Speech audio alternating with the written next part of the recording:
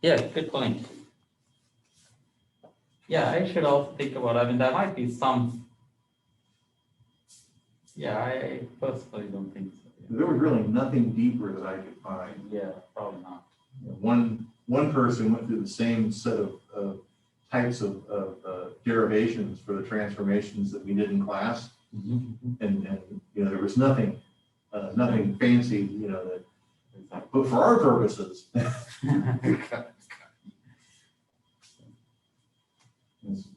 it's probably probably even less impressive as to why when Jackson did the E&M book, they made speed of light equal to 1. Yeah, that almost everyone does that. I think I'm kind of, even my wife, she does exactly the same as my, like same advisor, like we have done almost same work. So our thinking is very similar, but even she thinks that no. When it comes to radiation, you have to set C equal to 1, because otherwise you carry along so much variables with you. And I have decided for the last 6 years, I feel that no, I think it's just smoother to keep it for the students. And in general, I think I'm not a big fan of SI units, but once you stick to something, then stick to it. Right. Don't keep changing around. Yeah. Exfoliation process. Oh, cool. Yeah.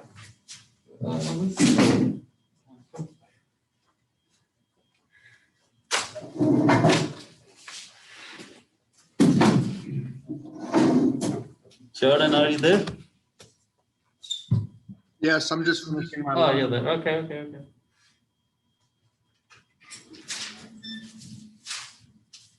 So, Luke?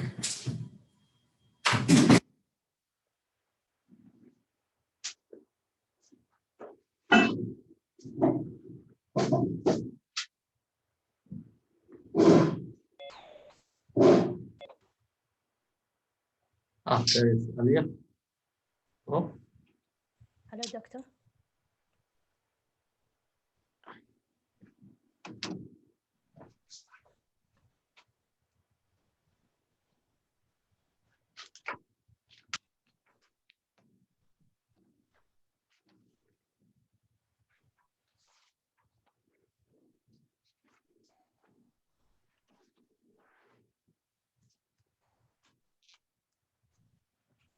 so there was no homework for a few days, right?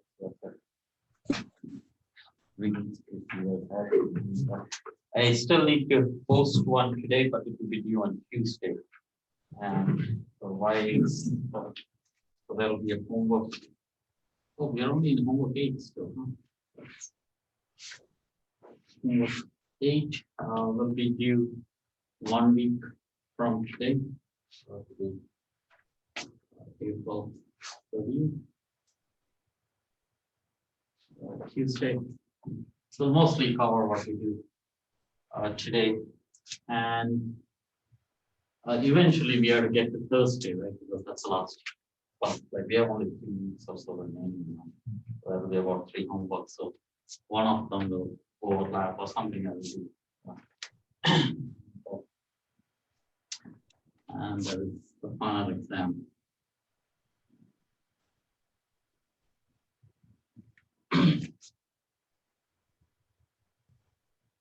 And do check for the dates, confirm that this is the right date and time on your own also.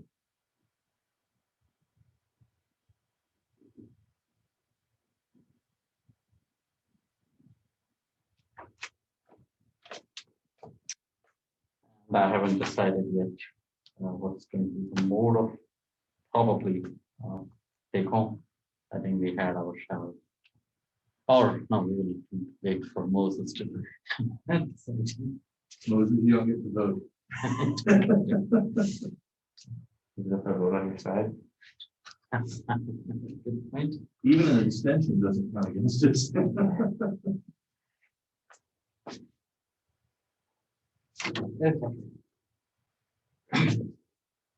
Okay, we did relativity for a few weeks. We want to come back, and the whole idea was to see the whole thing in the context of relativistic or with some exposure of relativistic. Now we should be able to see things better. We know that there is, or we're going to be prepared for accepting that there is a signal that can go at the speed of light, and probably nothing can go faster than that. So that's a familiarity that we want to have. And now let's go back to our Maxwell's equation. Our complete Maxwell equation.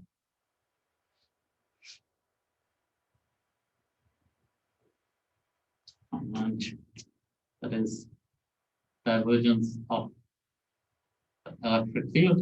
This time we are going to keep position and time.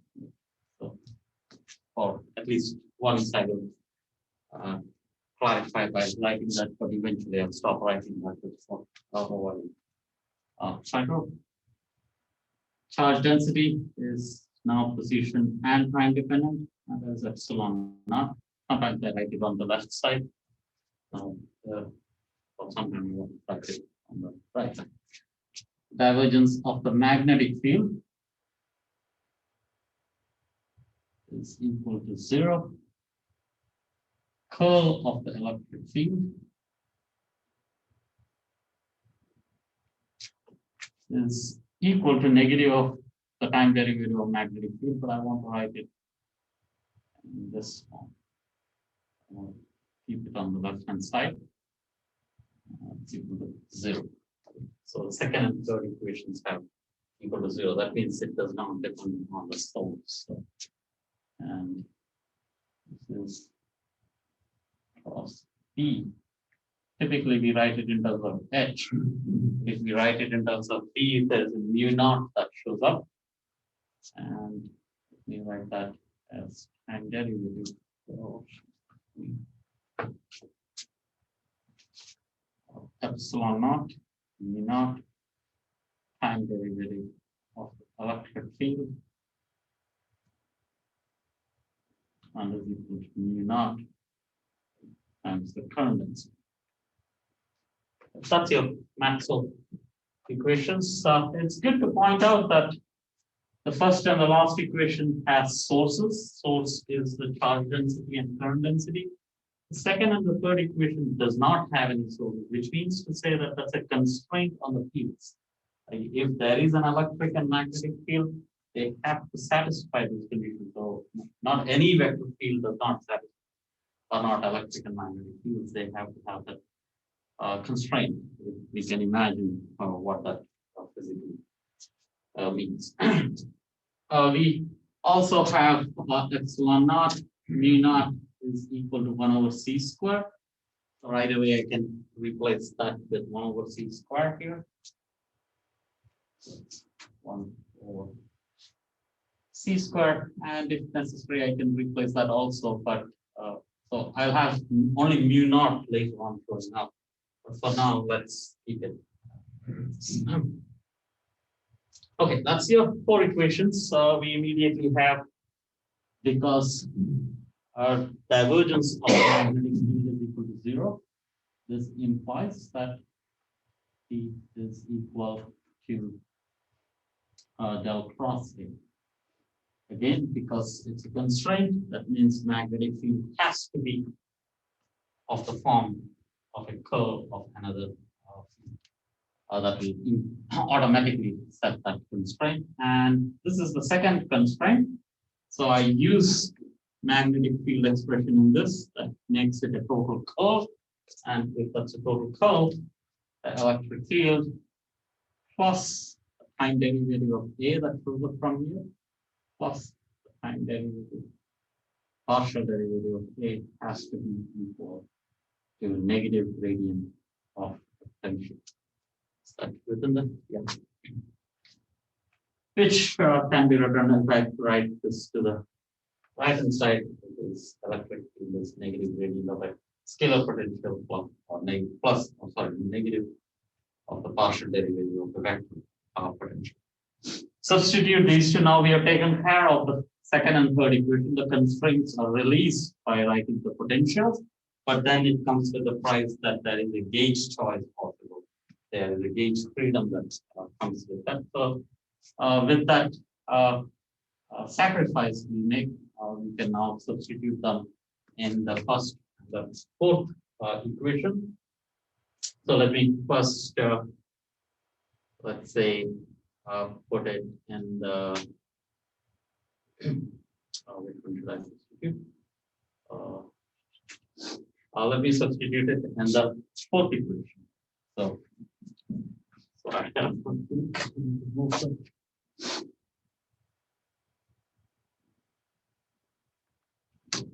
so substituting the magnetic and electric field expression in the fourth equation, I have del cross A. We've done this before also, and minus of 1 over c squared t minus gradient of phi minus a by dt is equal to mu naught times J.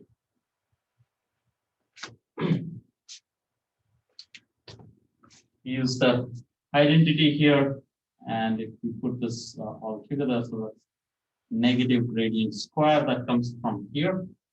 That is also plus 1 over c square. Two steps at the same time. Hopefully not very confusing. There are two more terms here, which I take it to the right.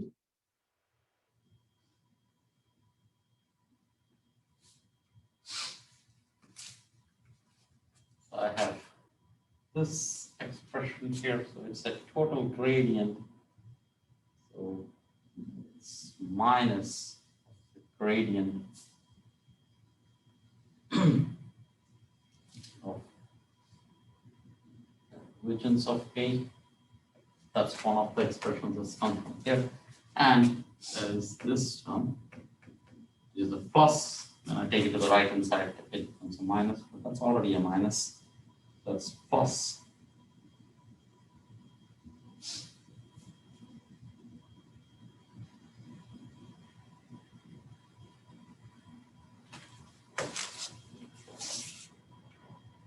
Which notice, if you were to think of this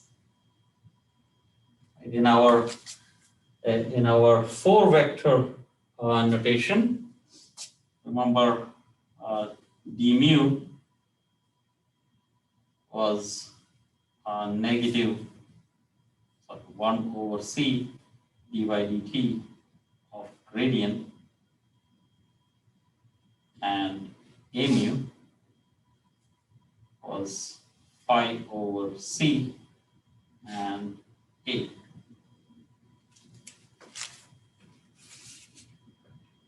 So if I were to do d mu a mu, that exactly gives me this without the negative sign. So this is nothing but mu a mu. That's just it. I mean, there's nothing, no big deal in it. It's just this can be identified as a Lorentz contracted quantity. We are going to remember we have a choice for a gauge. Once we can choose a gauge, and we have to stay consistent with that, and we will choose this to be 0. So we will work in the gauge. Remember earlier we were working in the gauge where the divergence of A was equal to 0. Now we have come into time dependent quantities. So this will be equal to 0. This is called the Lorentz gauge. And I should clarify that this is actually not Lorentz. So this is. So this is not, remember, this is not Lorentz. Lorentz did a lot of work in electromagnets. He contributed significantly. Relative to Lorentz, he did more. But always yeah, quiz, right? Find out who they are. Right? Simple. just look it up. There must be some note on. Okay, so we are choosing this to be 0, so that's gone completely, right? That's completely gone, and at the same time, this is equal to minus of that. That's also gone. Okay, so that's our equation becomes this is a wave equation, notice, and there is a source. Right? So that's what we get. If I were to start with my first equation, then I have divergence dotted with minus phi minus dA by dt is equal to rho or T over epsilon naught. But divergence of A, there's a divergence of A showing up here. That's exactly equal to using Lorentz gauge. I can bring in replace this A with phi. So that again gives me square plus 1 over c squared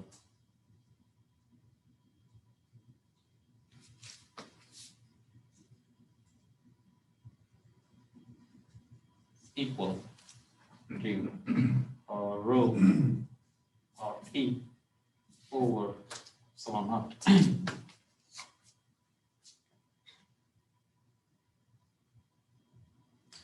Remember that scalar potential divided by C has a role to play with respect to A, so it is good to introduce a C here. So these two equations are going to play a role now. So I introduce a C here and multiply by a C here, because C times rho is the partner of J. So I've added a C square in the numerator. So that means I have to add a epsilon naught, mu naught in the numerator too, so right? Because epsilon naught. C square epsilon mu naught is equal to 1. Right? So I haven't done anything. So the epsilon naught cancels out. So mu naught is left. So everything has just mu naught. So what is my equation? Here, so let me summarize that. So what is my equation? It is negative radian square plus 1 over c square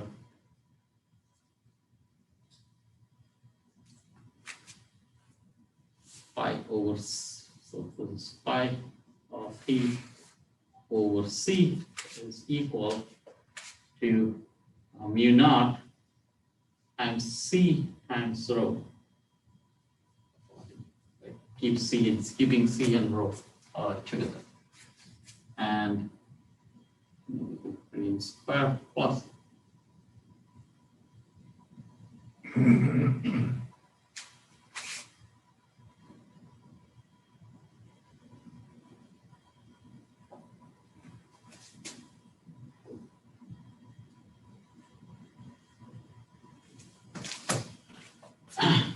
so that's our two equations in the Lorentz gauge. If we can solve this equation, we have the we at least have the potentials, and then from the potentials we can get to the electric and magnetic field.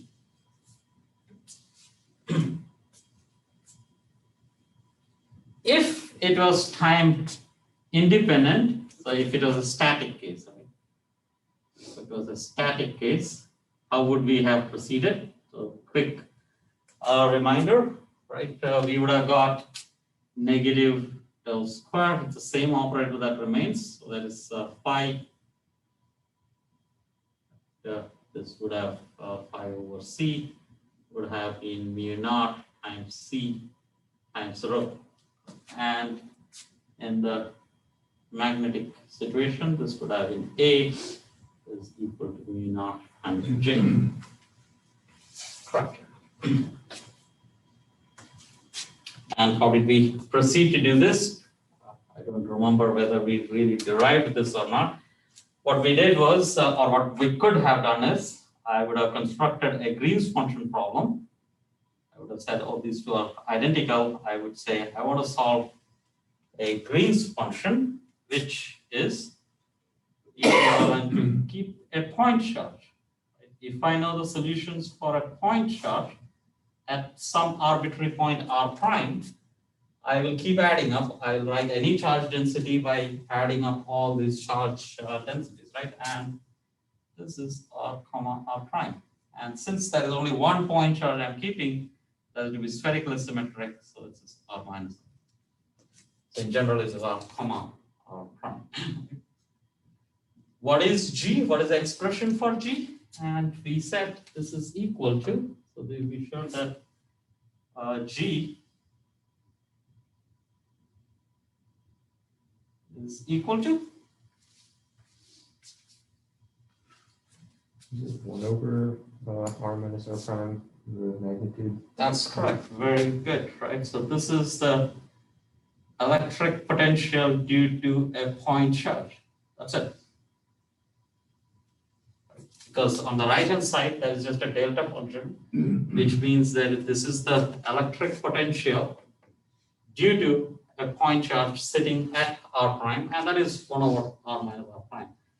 Even if we did not solve it, this is so straightforward physically that this is the main idea behind the whole electromagnetism, that if we know the point charge electric potential, then we just do superposition, right? Integration is nothing but superposition. So that's a main idea. But now we want the dynamic case. How will this change? So we are still going to keep a point charge at r prime, and we want to see what is the Green's function as a time-dependent quantity. We want to ask what is that situation. So what is the equation we have to solve? We have to solve this equation. So we construct our dynamic situation. So that's over, of course, at t equal to 0, or whenever we set the static limit, we should get back our solution. But we want to construct the following problem: negative gradient square plus 1 over c square,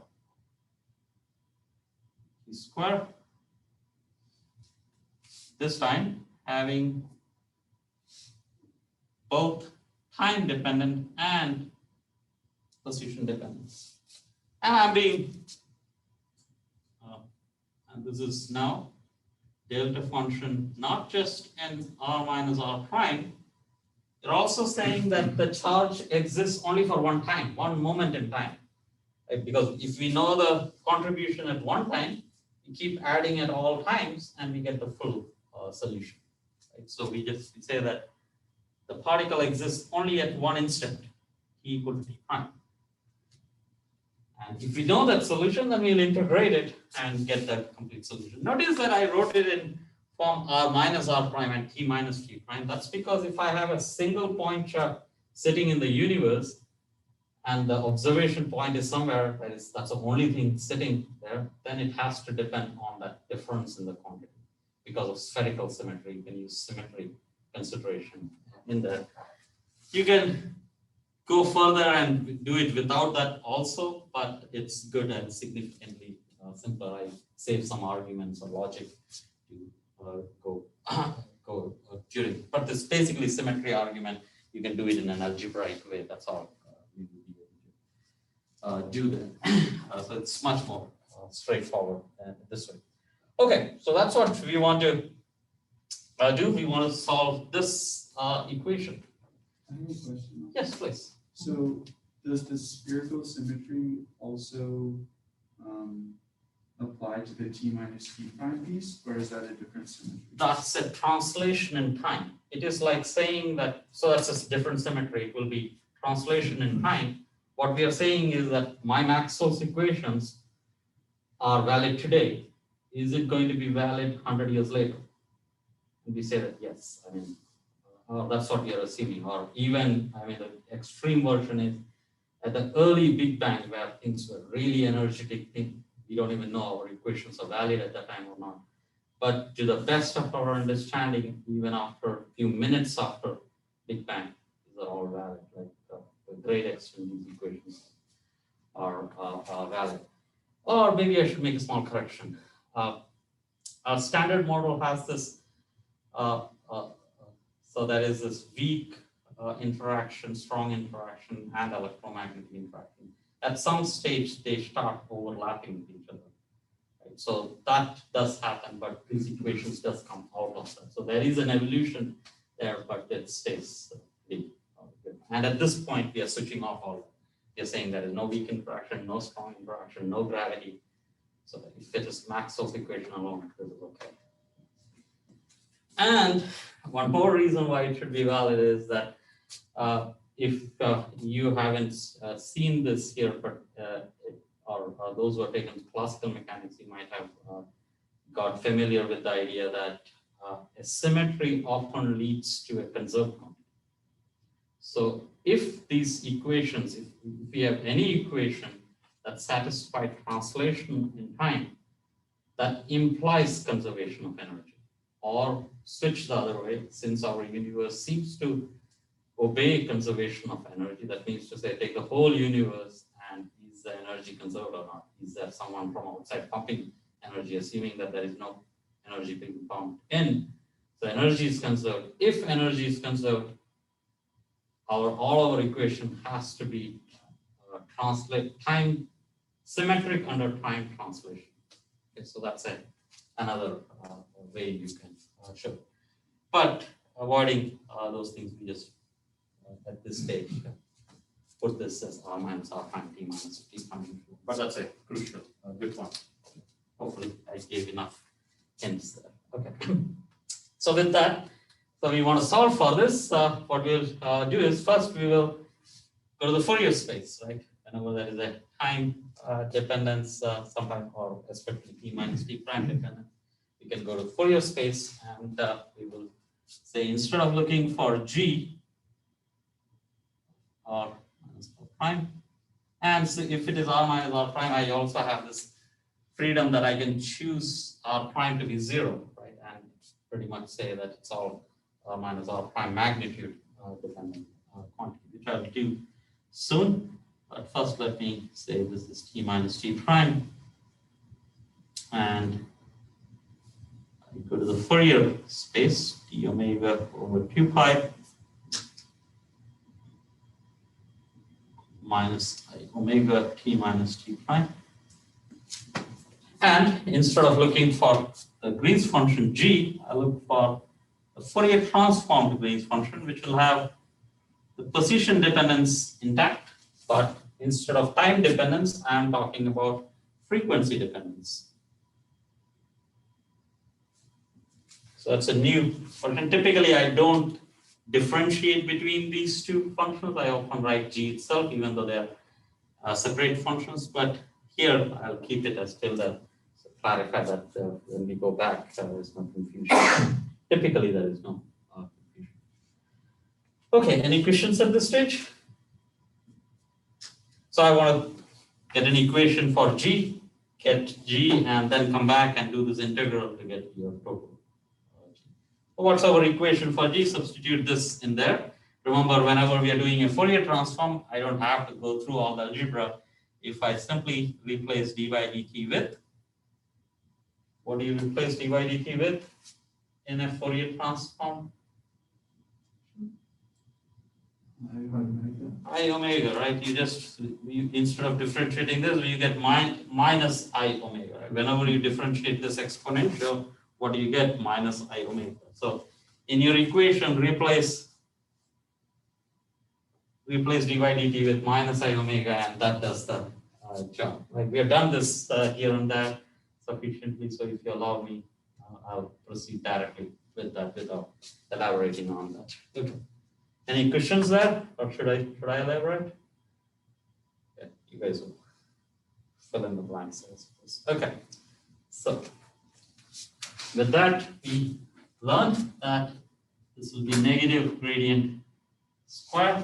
If it is dy dt is this, so square of that will be I square is -1 square is +1, so we get minus, it was a plus, so this is minus omega square over c square times tilde r minus r prime. That's delta. Oh, I should also say on the right hand side there is a delta of t minus t prime in this Fourier transform. that becomes 1. So there was a delta t minus t prime in that whole substitution back that leads to 1. That's because what's the Fourier transform of a delta function?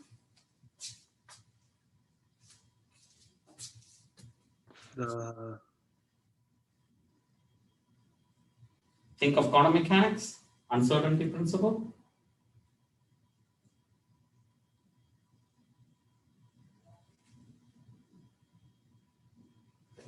In quantum mechanics, you say, so let's say if you have, this is R, right? So R is confined.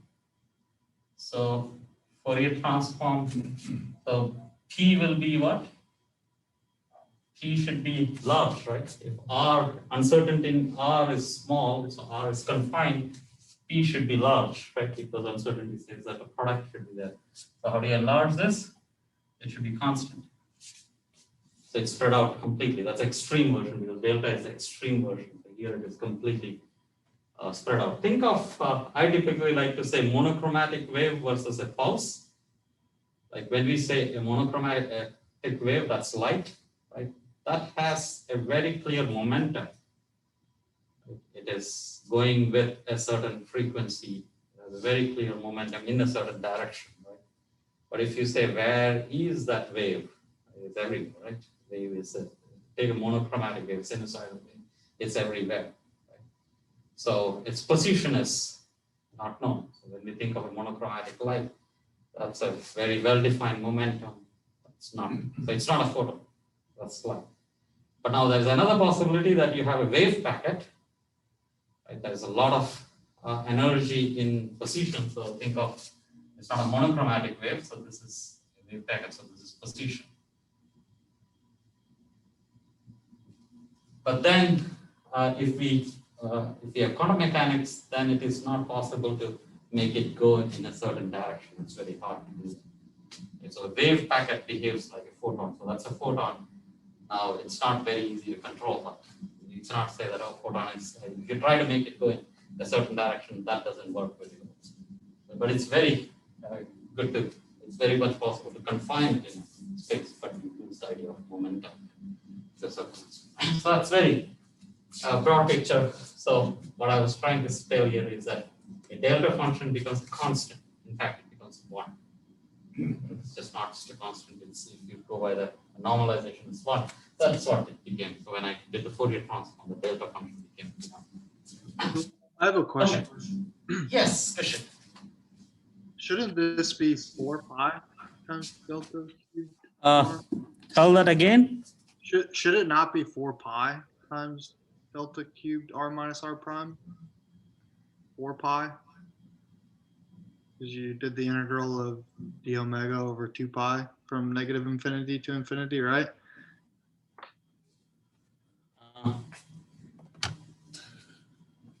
Why 4 pi? Tell me again. Aren't you doing the integral from negative infinity to infinity of d omega over 2 pi? No, I just did. Oh, sorry. Is that okay? Let's just do it. Okay. Why? No, the 2 pi is not there to my understanding. But since you raised the confusion, let me just do it. Okay. So let's start with our equation. Plus 1 over c squared. We substitute this, the omega over 2 pi. Is that the 2 pi you're worried about? Yeah. Yeah, let's see how it goes away. G tilde. So this is G tilde as R omega. And this is delta cube R minus R prime. So yeah, here right away you see it. Now, what is delta function in terms of frequency? So that's actually the omega over 2 pi, just 1. Is this still visible on the board? And there is 1. So the 2 pi actually cancels out. Okay. So basically, what you have to do is that you have to bring this out, operate the derivative here, it will bring down the minus of omega. So there are a few steps involved in here, but yeah, there is no 2 pi in there just because of this 2 pi here. So that's the answer to the question. Is that okay? So I think there is no 2 pi, but there will be a 4 pi that will show up. So when you said it, I was a little worried here, but I think it's okay. Okay, is that good? Okay. Okay, so if you allow me, let me erase that part. So that's our equation. We have to solve this, and then we get to then we Fourier transform back and get our total Green's function. Everything seems to be r minus r prime. Again, remember what are we doing? We have, oh, maybe I should make some comments here. Yeah. So we are talking about time dependence here, and there is a special property called a static case, right, where the things are time independent. Right? So that means things go very slowly. Is another way of saying it. In Fourier transform, how does static situation show? What would you say is the correspondence of static, the meaning of static in a Fourier world? No frequency. Yeah, very good. I think what Moses is saying is, so for example, let's say time period, right? So let's say time period. So time period means something is happening, right? So it repeats again and again. Let's say a bus coming into a bus stop, so it takes 1 hour, it keeps going. Now let's say static case, that means it's not supposed to come back at all, it will just stay there. So that means infinite time period, right? Which is 0 frequency, which is I think what you were suggesting. So static situation has to deal with, so static, that's a good point to remember, that static situation means omega tending to 0, or static. Static situation in the frequency world suggests omega tends to 0, and we do learn that, oh, if I set omega equal to 0, I get this going to 0 and I get back my old equation, right? So it seems like it is all okay. And in the static world, we know that things are dependent only on r minus r prime, right? And that too on the magnitude. Let's use that here also. Like, see what we are doing. We have a universe. We are just having one charge. Again, the spherical symmetry. If I have another point from where I'm observing, things can depend only on those two. Or if I were to move that somewhere here, it should remain the same. Is that clear what I'm saying? So the assumption I'm making, or this is the spherical idea of spherical symmetry, is that if there is R, so there is a charge here, there's something here, point structure there, and there is another point here. How do I know that this point is in certain direction? That's my R prime. There is no structure in the universe, so I can rotate my universe and things should not change. That's the idea of spherical symmetry. If you allow me to use that, then I can set my origin at this is R and that's some particular reason. So I can choose my origin to be here, and further, since it does not depend on any angular coordinates, it should depend only on R. So that signifies the problem or simplifies the problem significantly. But that's a big leap we are making, that we are killing all the angular dependence and the R prime dependence in it. Right? And wherever there is an R at the end, I'll replace it by magnitude of R minus R prime. So there's a correspondence. So this is going to be R. So when I return back, wherever there's an R, I'll go back and put this. Right? That's a very strong statement. So in the beginning, maybe there's a lot of, it's not really comfortable to accept that, but we are using the spherical symmetry to do that. Okay? Be critical about that. I think one should be, but if you allow me to do that, then I can make it simple. Okay? So So with spherical symmetry, we are going to go from here to here and then come back, right? When we go return back, we will come back by replacing r with r minus r prime. So our equations are not the static case. This was just I was just mentioning this, right? I'm not in the static limit.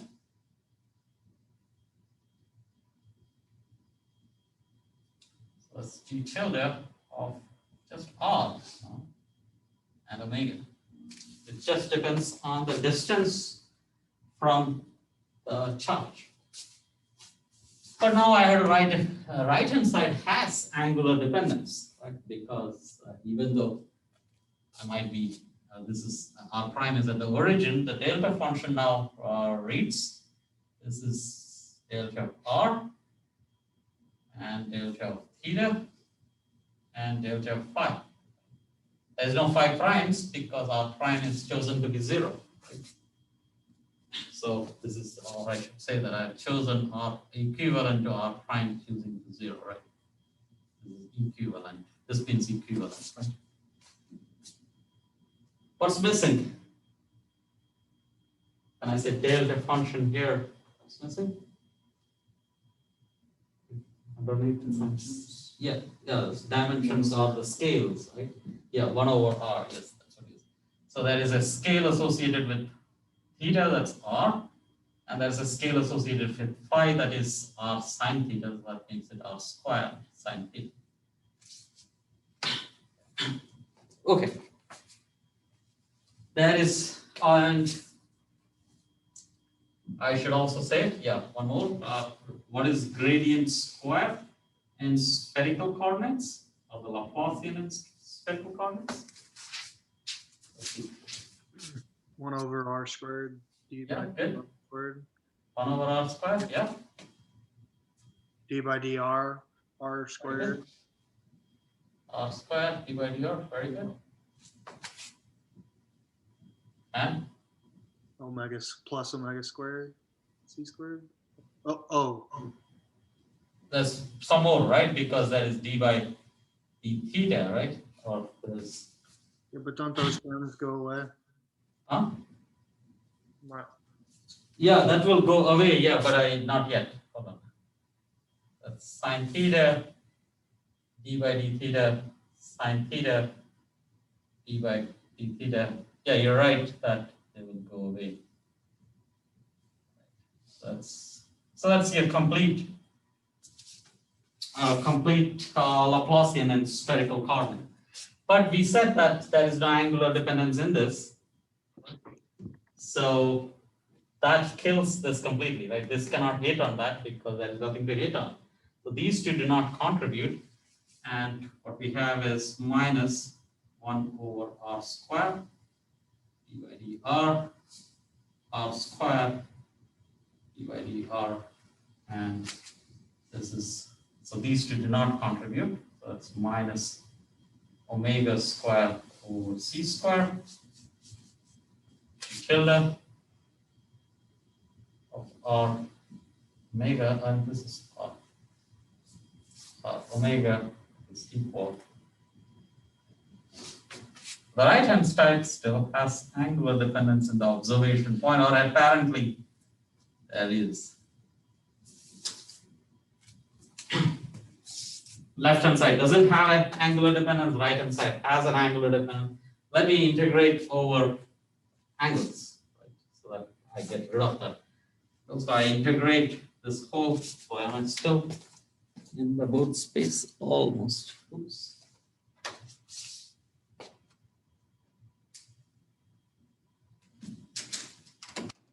So integrate, what should I integrate on? Integrating over angle, right? So I integrate over all angles. So that's sine theta, d theta, and d phi. So it's 0 to 2 pi and 0 to pi.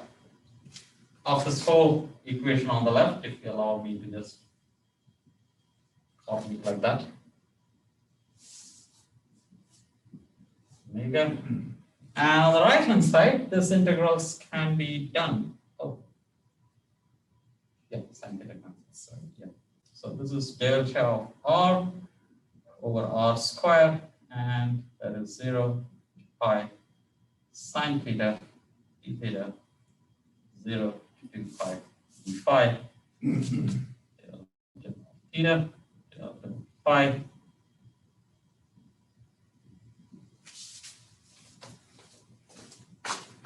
What are the integrals on the right side equal to?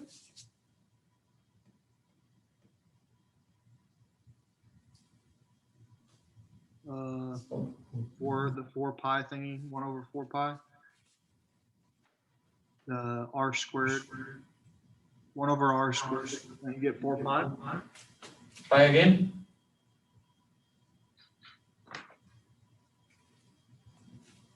Get rid of pi. It's delta function, right? Yeah. So delta function always you just replace theta with 0, right? Mm-hmm. So sine theta cancels. So theta is equal to 0, but there is nothing to replace, so it is just a 1, right? Integral of a delta function is just 1 always, right? In a region, Yeah. right?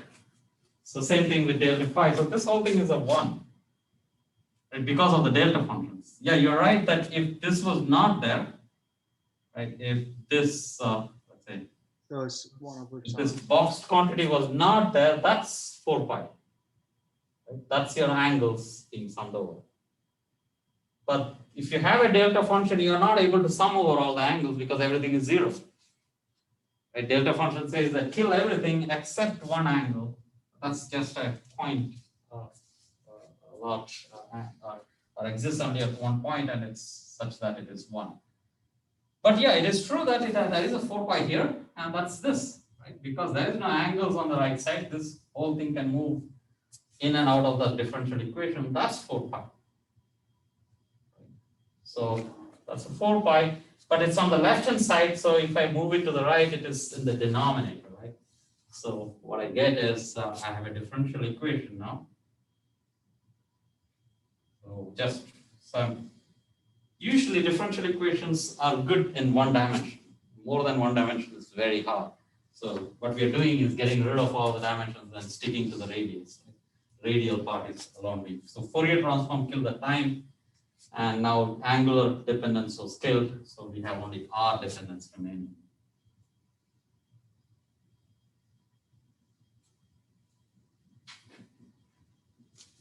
That's to tell that r omega is equal to 4 pi r squared. Okay.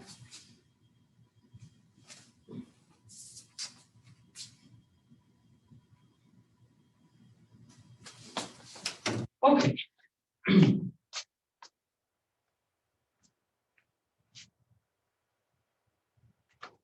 This is like if you talk in terms of differential equation, typically when you do differential equation, you have to be provided with boundary conditions. Right? You have to say what happens at some initial point or what happens at some infinity or so on. But this is a Green's function equation, and it's different in the context that some of the information about the it's called continuity conditions are there in the equation itself, like because of the delta property, right? So remember that if you integrate over this, that will give you 1. So let's integrate over r squared now. So what we want to do is that we're going to integrate over. Remember, r is equal to 0 is the important point. There's a point charge sitting at the origin, right? That's your delta function there. Let's integrate inside a sphere of radius. What should I put? If you allow me to say delta, right? So that delta is the radius of a sphere, and that sphere is enclosing the positive charge. Is that clear? The geometry there? Okay, so I'm going to integrate over that. So this is 0 to delta. So I'm integrating on the sphere, or since angular dependence is gone, so this is just a radial vector that is showing up. And this is dr, and let me also put in an r square, because this is the surface area of a sphere, so it's r square. And let me do everything else as is. And that's a typical thing you do for Green's function, that is to learn what are the constraints on the solutions.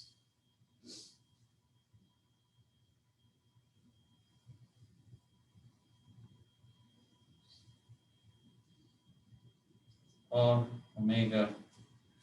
When I multiply by r square, that's gone. And so let me explicitly write this. 0 to delta r square here.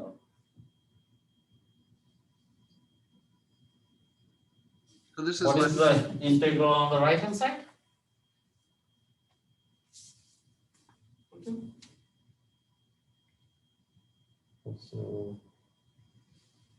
Also 1. 1 or 1 over 4 pi, right? Because r square cancels out. What remains is a delta function. And here one should be careful. If I were to simply ask what is 0 to a of dx, right? That's slightly fishy because delta function is right on the boundary, right? So that's slightly fishy. But here, this is a property of a sphere, right? So this is okay because you're actually going on both sides, right? One should go back and imagine this to be a sphere. So this is not really 0 to delta and delta function going at 0. One should go back and think of this as a vector calculus problem and get this point charge property here. This is the same point charge property. Gauss's law, remember, always contributes this 1 on the other side. That's the same thing. But when you think of it just as a radial direction, then it seems like it is on the boundary. But that is not the case, right? I can only say that here, but it shows up in that form. But it's actually 1. So this is equal to 1 over 4 pi. Is there any confusion? Is there any worry? I'm still a little worried. Okay. Let's go back then. Okay. What we can do is, this is a delta function here at this stage. Right? I do this integral there. Right? And there it is a vector, right? So there you will use the cube r, right? And delta function. Right? And that's one. So do that and forget this test. Right? And the left hand side remains the same. Did I convince you? Yeah. So, but at this stage it is fishy mathematically. Oh, that's not okay. So yeah, one should have done it there itself, but I don't want to replace my steps. It's just Okay, odd. so It's just yes. odd when you use the condition r prime equal to 0, and then you take a limit basically of r going to 0. Like what? Can you repeat that, Jordan? It seems like you're integrating with with the delta function 0 to delta, meaning that you're letting your r go to 0. So now you have an r prime that's 0 and an r that is going to 0. That's correct. Or you can say vector r is approaching r prime. Okay, maybe that's So what I'm trying to say is that so the way I did it is that I chose r prime to be 0, and then I'm saying r, magnitude of r is tending to 0. That's what I'm doing. But what I should have done, that's why in the beginning, if you want to be very general and not use all this spherical symmetry, you say that this is going to 0. It's just more coordinate. It seems like it is straightforward, but remember that we have seen this many places.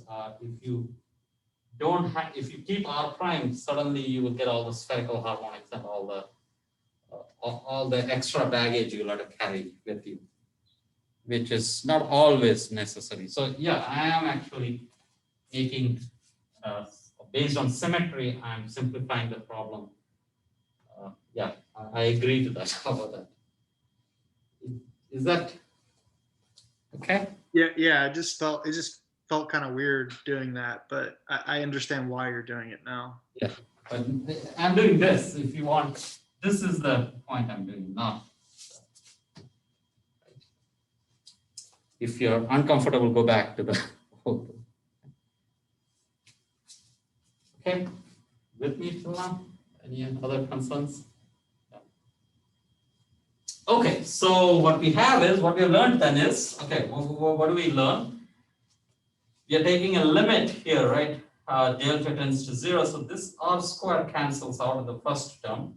So this is minus of 0 to delta and dr, right? And that's a partial derivative, but there is no other parameter, so partial or total doesn't matter. This is d by dr, r square, d by dr, and g tilde, which is a function of r.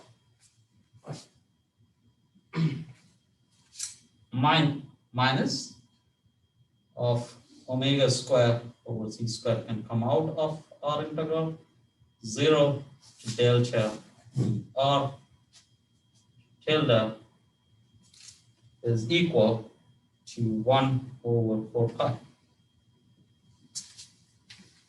This should ring a bell, or if you remember your Gauss's law, when you do that, it's very similar. You're really taking this, we're integrating over a sphere, which is really going to small 0 dimensions, like we're really making it a point. When you integrate over a volume, which is practically going to 0, you expect the volume to come out to be 0, right? The integration to come out to 0, unless there is a delta function inside it. And that's what is happening. You're doing an integral here on the left hand side, and you're getting a 1 over 4 pi, not getting a 0, right? So how can that happen, right? What should that Green's function be of the kind that can actually do that? So that puts in a lot of constraint on the Green's function. It has to be most probably discontinuous in certain way. But let's see what's the constraint there. So this is a total derivative, right? What, even though it seems like there is an omega dependence, but omega is, as far as this integral goes, there's only r there, right? So this is a total derivative. So this should contribute at 0 and at delta, right? This is the boundary term. Whenever there is a total derivative, I can cancel the dr, and this contributes only on the boundary. Is that clear?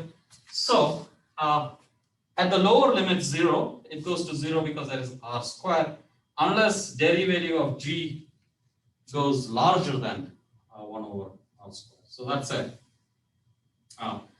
Or let me say that, how do you say this? What I want to say is r square minus d by dr, g tilde, evaluated at delta and 0, right? Minus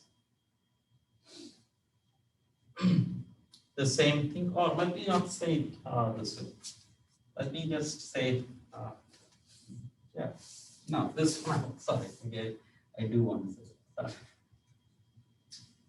I think next one I don't want to say. G tilde evaluated at 0 and delta minus omega square over c square.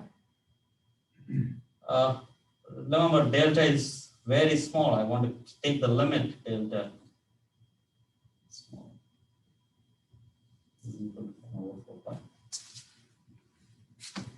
But this should be satisfied even for omega equal to 0. Remember, omega equal to 0 has to do with static case, right? The right hand side is there even for the static case. So this is probably not doing the job. Whatever is giving me that 1 over 4 pi is probably not the second term, because if that was the case in the static case, I shouldn't get my answer, right? That's 1 over r minus r prime. That's there. So the Gauss's law works even for static case. So this is probably not the one that is contributing you 1 over 4 pi. This is all the same Gauss's law 1 that is showing up. That's the same idea. So this So what we need is that this has to be 0 and this has to contribute to that. So we want to ask for what is your G tilde that will actually give you this, but this should not contribute. That's So, when omega is equal to 0, like you said before. say that again? So that's when omega is equal to 0, like you said before. Yes, so what I'm, okay, maybe the argument, I'll write it down maybe.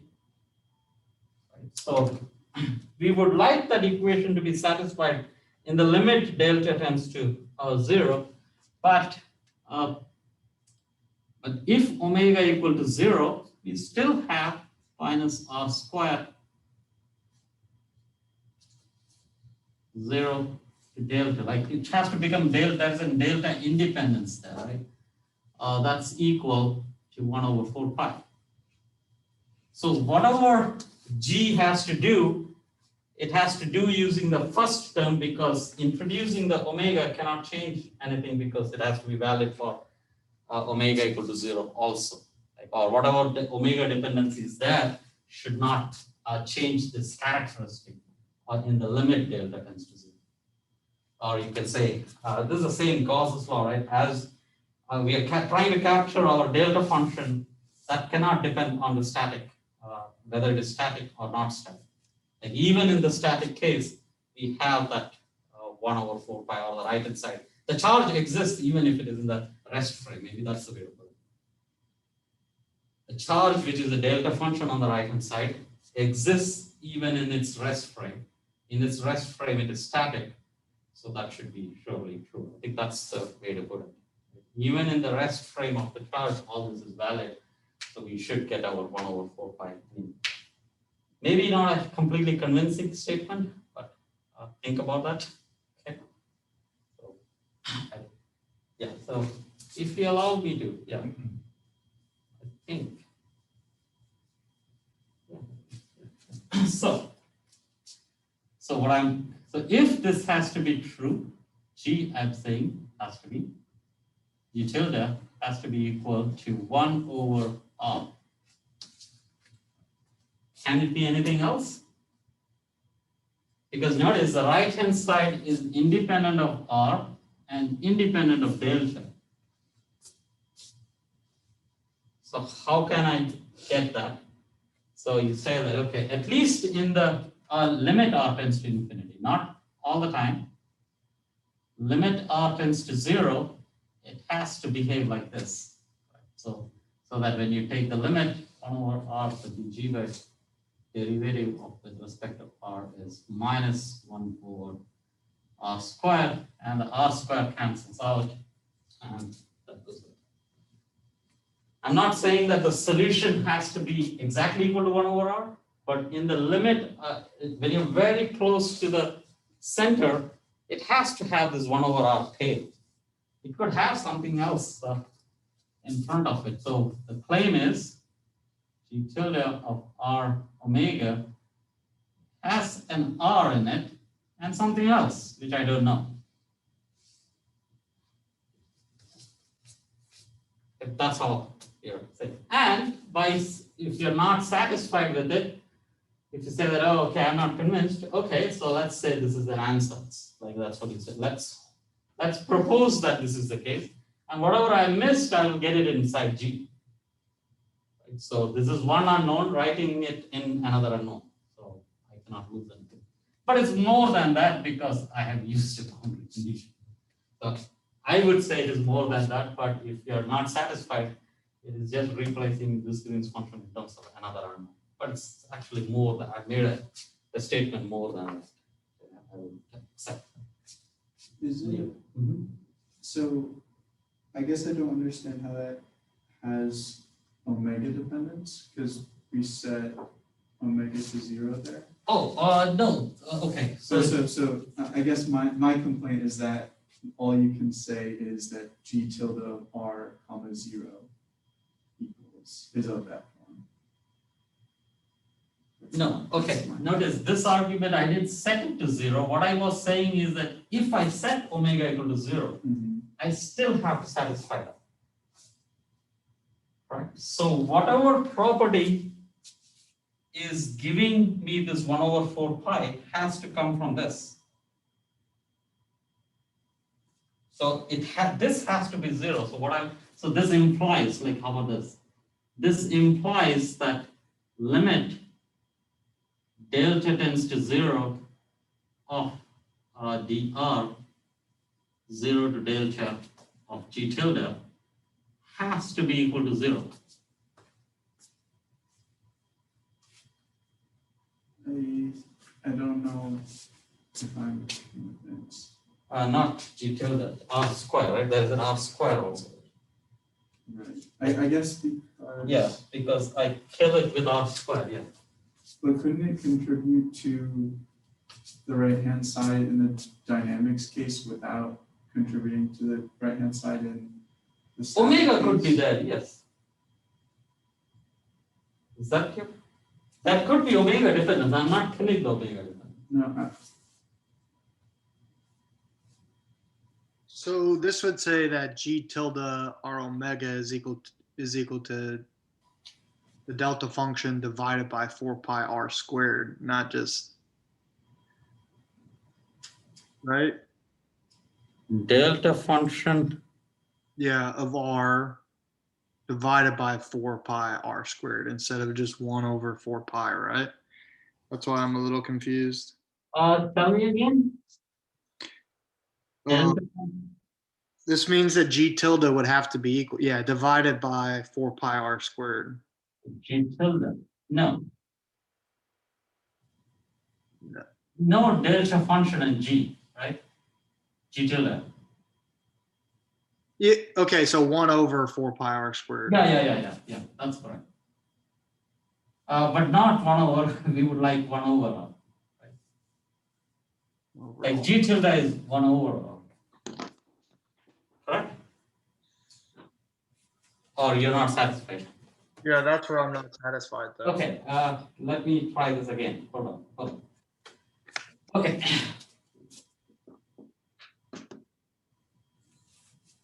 Another try. I'll try to tell it again. Same repetition. Let's see. Okay, minus r squared. Until here, you guys were fine. I think it was clean until then. After that comes an argument, right? So this is 0 to delta minus omega squared over c squared, 0 to delta times dr, r squared times g tilde, that's equal to 1 over 4 pi. I had missed this r squared earlier, right? So this was r squared. Okay.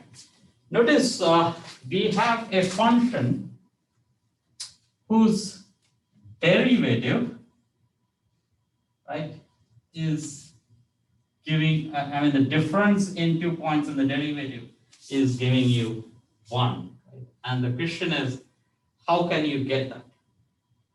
So let's say that G tilde, other than your 1 over R form, usually in one dimension when you get this, you say that there is a integral of f and you have an integral of derivative of x.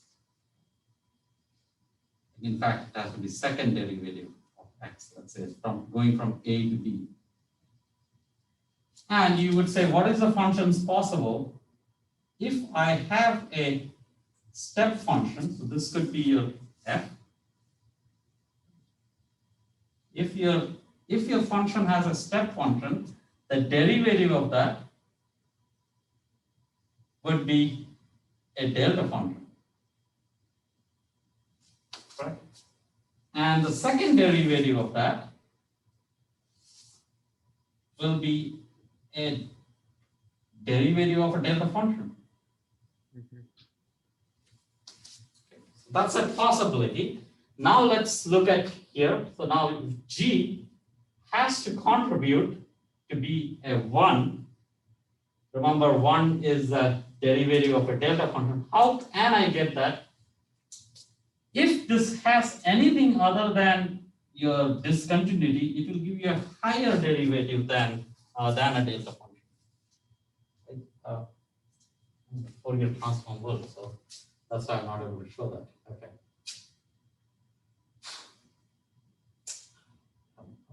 Okay, let me try it. So we were here. Let's see.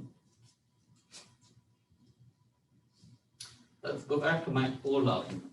Okay. This has to be valid. This is valid even for omega equal to 0. Right. So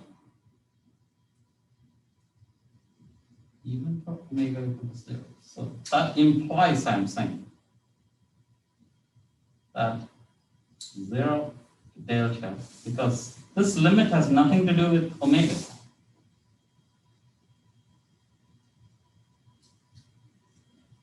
Like limit delta. Is this helping? That's what I'm trying.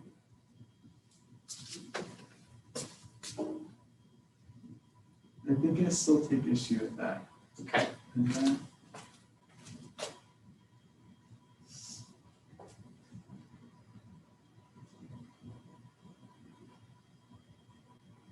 Because it seems to me like being valid for all omega is a stronger thing than just being valid for omega equal to 0.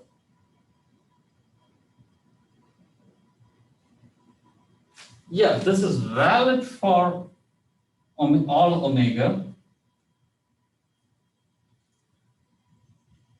How about this? Okay, so there is some function of delta plus omega square delta g of delta, let's say, is equal to 1, let's say.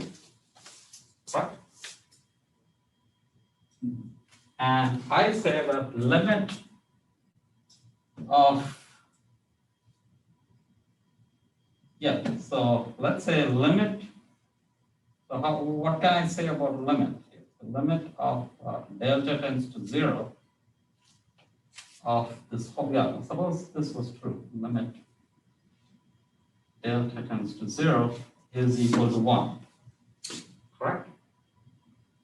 If omega square is equal to, yeah, how about this? Okay, yeah. So rewriting this, so this is one piece, let's call this A, plus omega square limit delta tends to 0 of g of delta, that's B, right? That's equal to 1. Right?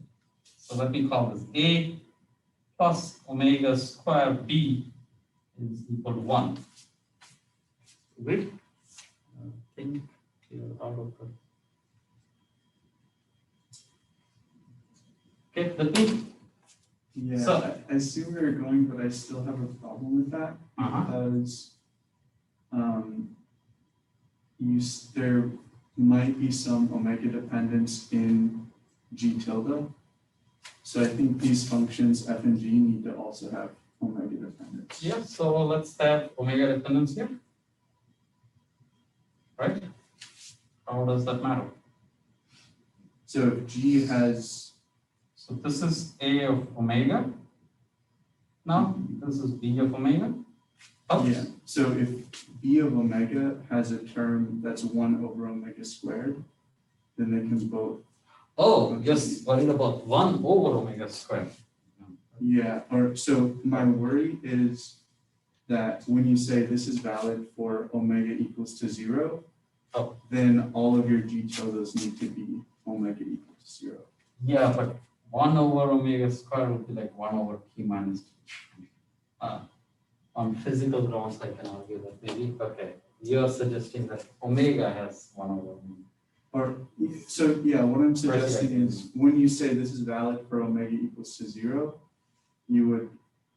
well, Okay, let me just, yeah, so I see your point. So you're saying 1 over omega squared. Okay, so, yeah, so let me finish this How do you argument. take the approximation then, where you just approximate it being equal to, instead of just saying because G tilde of R0 is certainly equal to 1 over 4 pi R, but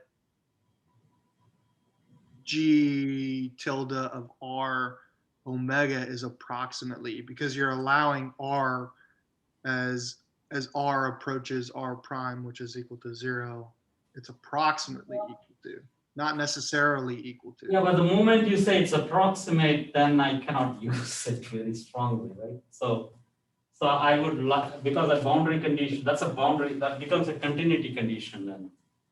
Maybe it is sufficient where, but one has to argue it correctly. Yeah, you're probably right. Yeah, like you usually say it's of the order of. Yeah, I agree. But I'm just looking for the power law then. Like what is the power in which it is going? But so following this, if you allow me to say this, so if omega was 0, or if let's say if omega square be omega, that's okay. Like that implies that A of omega is equal to 1. Correct? Now the question is that, so you would like to say, oh, how can I convince you that? Okay, let's see. Because if that was that, then I won't get my static limit, right? Like when I set my static limit, when omega tends to 0. So I'm arguing that A of omega equal to 1 isn't the static limit because because A still has omega dependence. But this is not static limit. Okay, again, I'm not done anything at this stage. This is okay, right? Until now, this is the same as this equation. I thought. Okay, right? Yeah. So this, I just say this is A of omega. So it's not static limit yet. Okay. Right? So this is also, okay, so that's equal to 1. Now I say that if this was equal to 0. Earlier I was saying omega equal to 0. Now since you raised this issue, so I said if this was equal to 0, then A of omega is equal to 1. Right? Now I have to look for when does this equal to 0. Right? Okay.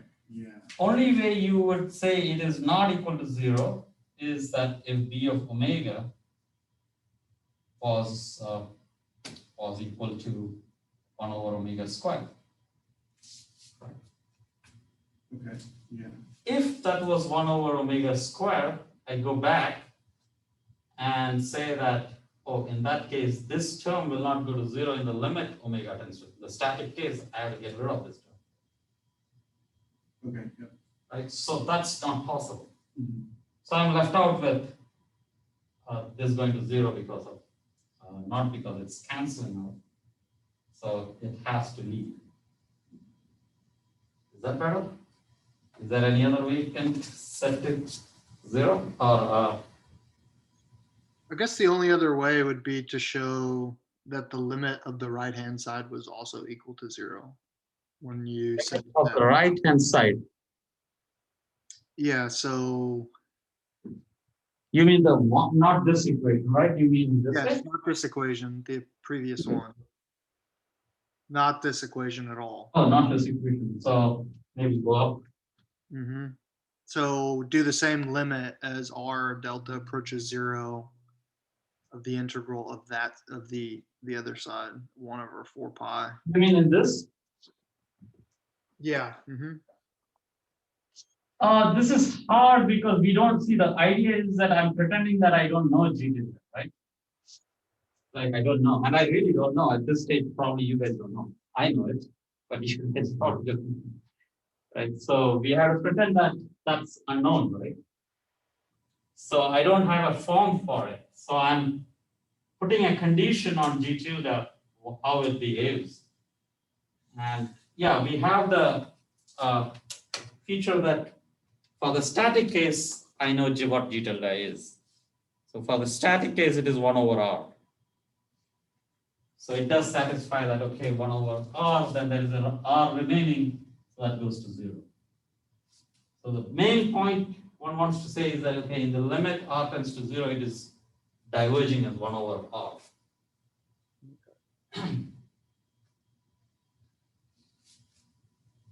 again, Gauss's law, right? It comes about in the same way, but your question is that, okay, in the frequency dependent case, is there any other way you can get it? And probably I'm not doing it.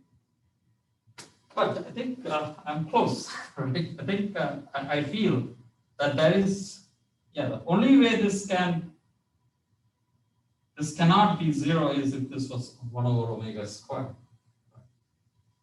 So I say that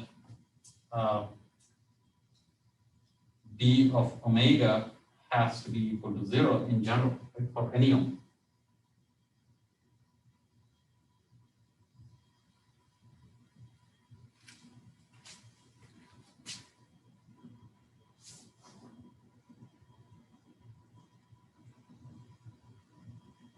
Maybe I just need to think about it. Yeah, criticize, yeah.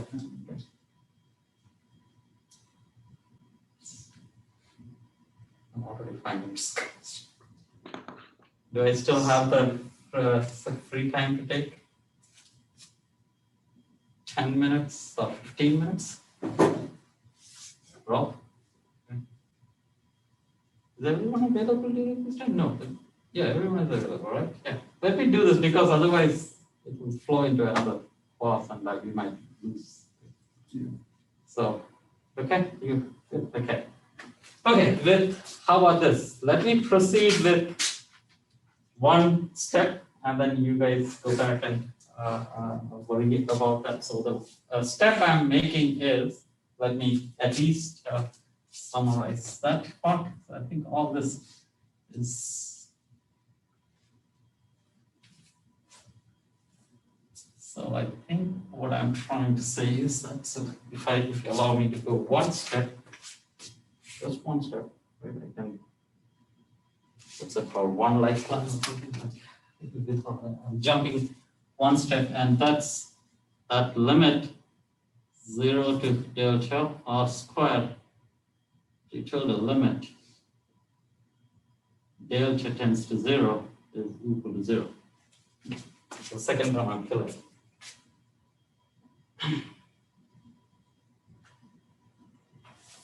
And let me, since anyway, keeping a lifeline here, and let's say g tilde. So basically, that implies the first one, but I go for that. So I say that g tilde or omega is of the order of 1 over r. Limit delta tends to 0. So there is a divergence of the kind 1 over r, and that is so that you actually get the capture the charge inside that sphere.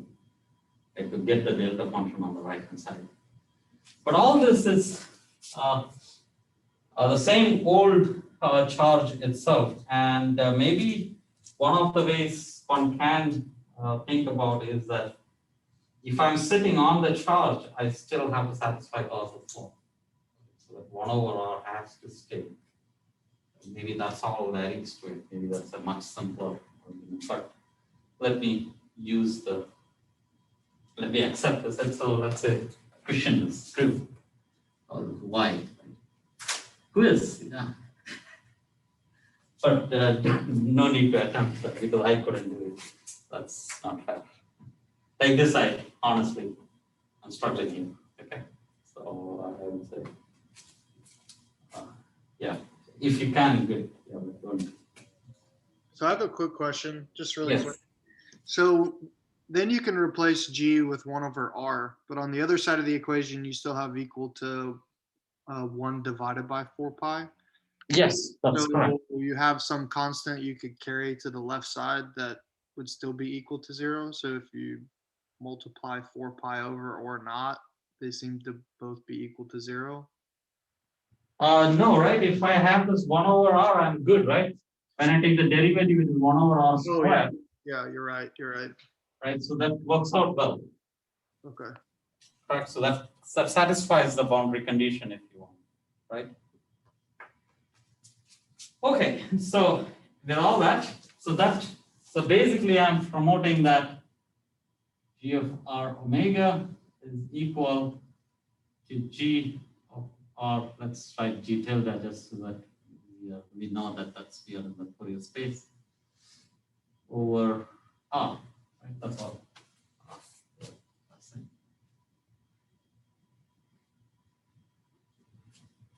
Okay.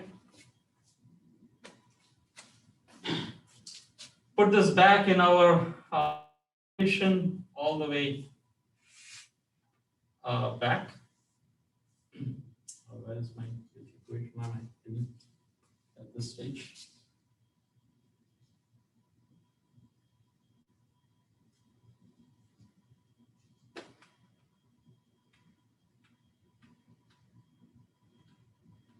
Where is my equation?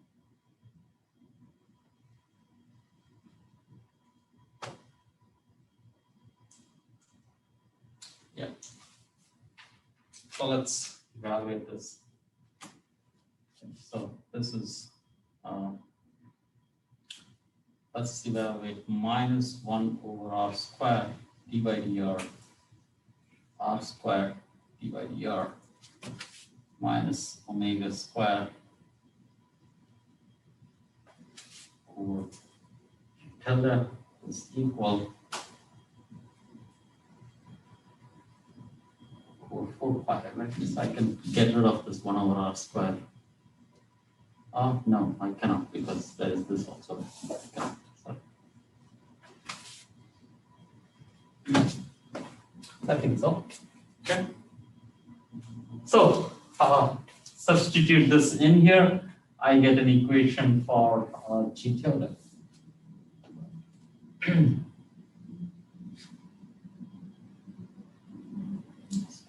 D by dr G tilde is equal to, I can hit the top or the bottom.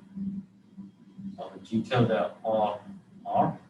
So that's minus 1 over R squared times G tilde or you can have 1 over R. That's 1 over R. You have to go for your. I want to do that. No, let's stop here. I think anyway I'm behind significantly. So let's stop. You'll catch up somewhere. Yeah. Okay. Yeah. And I'll try to get the argument for the other one, but I don't have too much hope that maybe try to clean it up.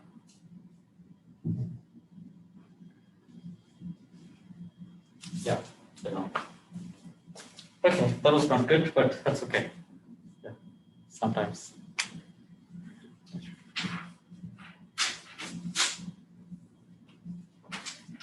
Okay, I'll stop here and we'll start from somewhere around here.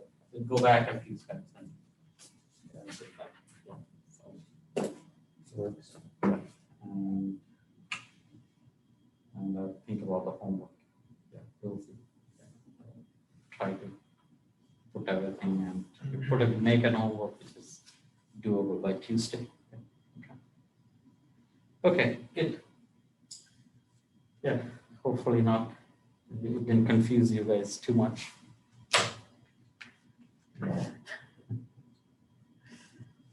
I'm not as, Moses is very kind. oh no, I'm not as, I guess, I'm not as, I don't know, observant or, no, that's, basically I would just buy your argument. I wouldn't be as picky as Luke, but that's a good thing. He survived quantum mechanics. He can handle I it. survived by not being picky. By the way, that he's never told us when he's giving an exam. I think he told us that he would tell us today. Actually, he told us last week, but Yeah, but then he moved it over. Yeah, so I think we're still on schedule. we haven't had our first midterm in quantum. Oh, I'm just, yeah. I was happy, especially because I know you know the answer. Like, I'm happy to proceed. No, I know, I think it you're is. letting me be picky, so I'm. Yeah. No, I understand. Yeah. No. I'm perfectly fine with that. It's just that sometimes, most of the times, I have the answer. This one, I think I'm not seeing it. Yeah. Like, I don't have a clean answer. So I think I'm also biased with the answer. But maybe this will make me think. Yeah. I'll try, yeah, but I don't promise it. Because my feeling is that this is just a charge again, like, yeah, I don't know, but that's what I was saying, that in the static limit it has to stay. But yeah, I'll think about it. Yeah. I think it's like the old Gauss's law, it's just that I'm taking the sphere, carrying the sphere with me. So, Yeah, I see. but then you're not liking that, so I have to But, yeah, I don't- somehow get rid of that. So clarify that. Maybe it is possible, yeah. I might have some hints. Yeah. 2 days to think. Yeah. I should be excited as well. Okay. Good. No, Alright. yeah, okay. Yeah. Yeah. See ya. Oh, yeah. All right, bye. Bye, Jaron. Any comments, Jaron? Oops, yeah. Okay.